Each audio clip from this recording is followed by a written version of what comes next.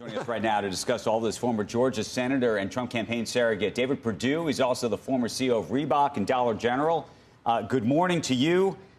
We've been trying to just make sense of what this means, what may very well be a red sweep across the country. David, we don't know that part yet, but your initial reactions to all of it. Well, personally, I think it's a redemption for President Trump, but more importantly, I think it's a signal that the people in America really want to get back to the basics. I think this election spoke tons about what their concerns are, you know, security at the border, security in foreign countries, and then also the pocketbook, the economy, inflation, jobs, and so forth. These are the two driving issues that I think people spoke with yesterday. And I think, you know, we're encouraged because there were 7 states that we were very concerned about. And, you know, it looks like they're all, for the most part, going to be in line. So this is a sweeping victory. I'm delighted with it, and I think now we can get to work. David, let's talk about that work. So your expectation on some of the big issues, taxes, corporate rate, individual rate, tariffs.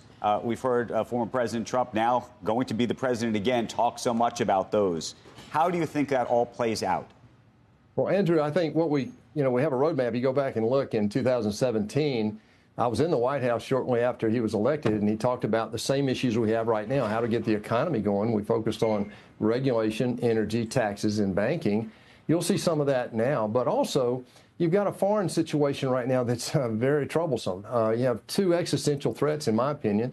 Neither were really talked about much in the campaign. One is obviously the China issue, and then the second is this financial debacle that we have now with our debt and ever-increasing situation there. And then you have Social Security and Medicare under threat. So yeah, we'll get to busy. He'll get to work very quickly. You know, this time he only has 4 years. Last time he thought, well, maybe we'll have 8 years. So I think you'll see him come out of the gate quickly with a majority in the Senate. I think you'll see his team put together very quickly, and then he'll start executing this plan. We don't know. We never know when to stop calling people senator, but I guess I'd stop calling you senator when I call you Mr. Secretary of something. Is that going to happen, David? Commerce? What do you think? Joe, right now, you know, we haven't even counted all the votes. Look, there are a lot of talented people, and I think what you're going to see President Trump do is just what he did in his first term. He's going to surround himself with really AAA players. These are major league entities, men and women, people of color. You're going to see this. What he said tonight is really telling, I think, Joe. He said, you know, this is a time to heal our country. You don't hear that a lot at this point. But I'm anxious to see that executed. You heard David, you know what I just thought of? You got something that's very important to President-elect Trump. You know what it is? What's that? Strokes? Clubhead speed. You remember he said someone didn't have he had. Hey, you know what? You got the golf down. You might as well go back into public service. Seriously.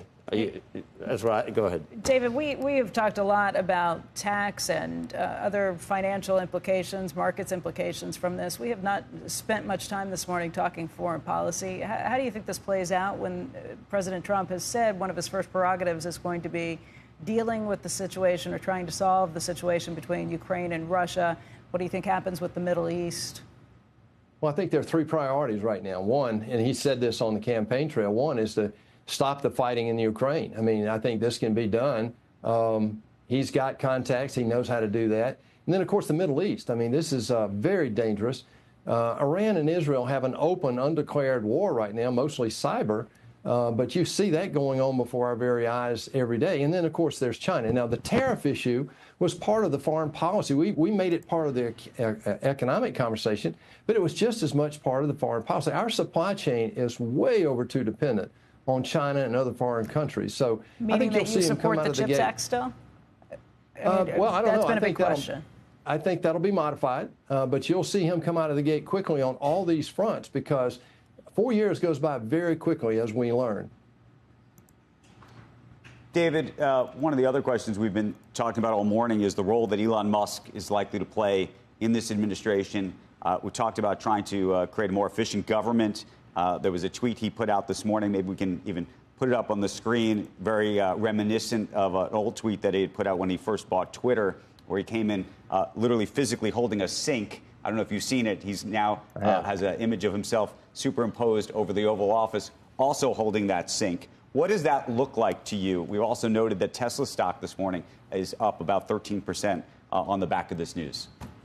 Well, when you see that rocket be brought back to Earth, cradled in that structure, you think, okay, this is what we need in the federal government. But guys, I've studied this budget, as you well know, over the last 10 years, and you look at in the last 4 years, discretionary spending is up like 40%, guys. It's outrageous. What we need is a basic restructuring plan. If this were a corporation, you would have big ideas coming in from all points to get this thing to become much more efficient and less costly.